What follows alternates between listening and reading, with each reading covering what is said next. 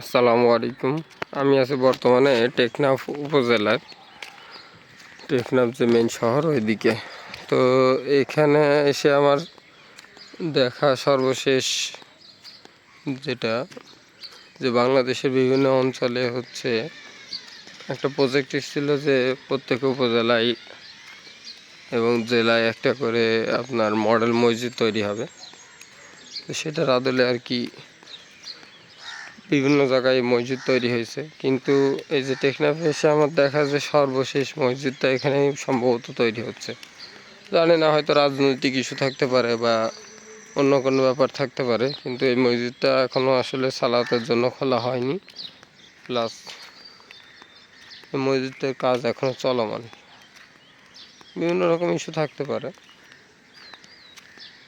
আজকে 26শে এপ্রিল 2026 সাল। আজকে আমি এই ভিডিওটা করতেছি, মানে আমাদের এলাকায় বিভিন্ন এলাকায় হচ্ছে আপনার তাও 2 থেকে 3 বছর আগে এই কাজ কমপ্লিট হয়ে গেছে, যেহেতু আওয়ামী লীগ আমল থেকে শুরু হয়েছিল। কিন্তু এখানে এসে ভিন্ন চিত্র দেখলাম। মসজিদটাকে সামনের পাট থেকে দেখালে হয়তো আরও ভালোভাবে বোঝা যেত। চেষ্টা করতেছি সামনের দিকে যাবার। তো আমাদের ওখানে যে প্রায় 2-3 বছর আগে যেখানে কাজ শেষ হয়ে গিয়ে এখন সলাতো আদায় করা হচ্ছে, সেখানে এটা এত দেরিতে হচ্ছে কেন, এই ব্যাপারে আমার সঠিক কোনো তথ্য জানা নেই।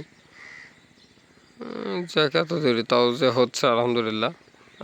আই থিঙ্ক এটাও হতে হতে প্রায় 2026-এর শেষের দিকে হয়তো চলে আসবে, মানে 2027-এ উদ্বোধন হবে বলে আমি মনে করছি, কারণ এর অনেক কাজ বাকি আছে এখনো। ঠিক আছে, আসসালামু আলাইকুম।